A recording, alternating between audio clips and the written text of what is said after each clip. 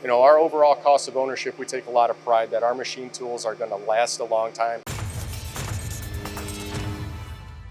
Shane, I'm shaking my head only because where was this stuff when I was a machinist?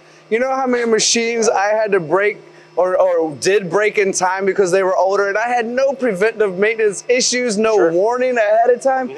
I mean, as I go around shops, one of the biggest headaches I get from a lot of machinists, and not just the machinists, but the owners, the shop managers are, this machine is down and I can't get my job out, so I have to outsource it. Or and maybe I need to buy a backup machine in order to protect myself because these jobs are red hot. Something like this, in my opinion, is one of those things that's not just that I want to have, but almost a necessity these days. Do you see it the same way as being the leader in this type of technology? Yeah, absolutely. Time is money. Time is money. Yeah, if we're not making sparks, we're not making money. So I could use more of it, actually. Yeah, absolutely, yeah. Of we all both. could. We all could, yeah, exactly. I'm getting older myself. But yeah, absolutely. Time is money. We got to be making sparks all the time. So by reducing the amount of downtime that we can have with a machine tool, by taking care of those easy maintenance things, changing your filters, monitoring the useful life of a particular component within the machine, that reduces those tendencies, and that's what we're focused on doing. We're a production-oriented machine tool company, and that's what we build our machines for, from the construction all the way through to the control line, just making sure that it's ease of use, reduce that downtime, the operator goes part to part, and so on. So that's the focus. Production oriented with the ability to run a 1 or 2 off if necessary. Absolutely. With conversational programming that's even easier than us talking, and what we're doing is pretty easy as well, right? Right, exactly. Pretty good conversation, right guys? You're like, yeah, Shane's pretty amazing. So in the world of grinding, this is JTEKT. This is the Japanese technology. This is the ease of use. Is there anything I haven't asked you today, or any closing statements you'd like to offer the audience about either the technology or JTEKT as a whole, saying we're here to help you, or anything like that I haven't asked yet? Sure, absolutely. You know, we sell on a basis of cost of ownership. You know, our overall cost of ownership, we take a lot of pride that our machine tools are going to last a long time. And there's a number of Toyota grinders, JTEKT grinders, that are still out there running production from the early 1990s, late 1980s.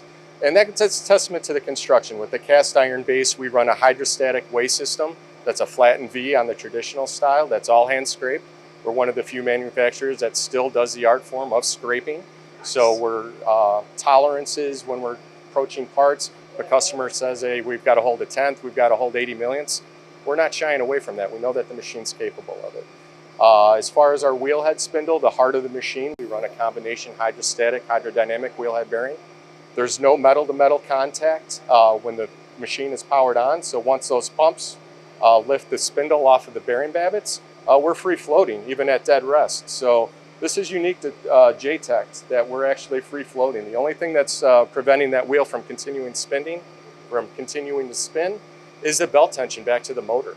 So that's an item that you don't ever have to worry about replacing. It's just a filter. Wow. You do that once a year, no problems. In addition, we do the little things. We put the steel plates on top of the casting with an air gap to prevent any type of thermal distortion. We want to make sure that the coolant stays on the part itself, which is where it belongs, not on the casting, causing any fluctuations, which could cause anything in size variation.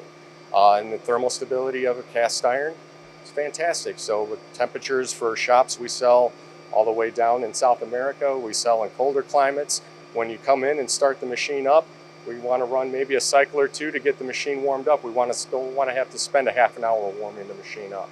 So these are all the things that we take into account to make sure that our customers are getting a great experience, cost of ownership with reduced downtime, and a machine that's going to have the longevity for basically, you know, a shop owner that's going to be spending the money for something like that. So it sounds like you guys have thought of everything, and if you haven't, you're thinking of it, and if you're not thinking of it, you will be thinking. I mean, the way you just summarized all of that for the audience and for myself, thank you for doing that. It has all the bells and whistles, things we might not have seen before. Really great technology. So I appreciate your time, Shane. Thank you for that. Thank you. Really appreciate it. Yeah, absolutely. For everyone watching, this is great technology. This is JTEKT. This is how you can excel in the world of grinding.